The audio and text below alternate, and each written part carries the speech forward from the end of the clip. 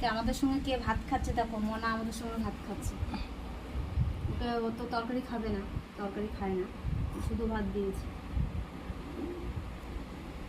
আর আমরা আজকে রান্না করেছি মাছের মাথা দিয়ে ডাল, এই মাছের মাথা দিয়ে লাউ, আর এদিকে হচ্ছে পেঁপে দিয়ে ডাল করেছি।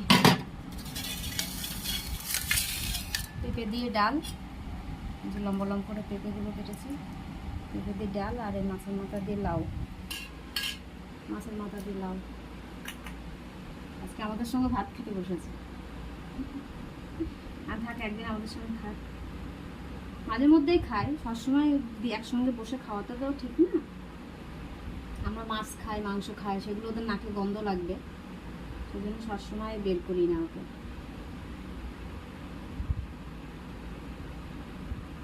ভাত দেবো ভাত।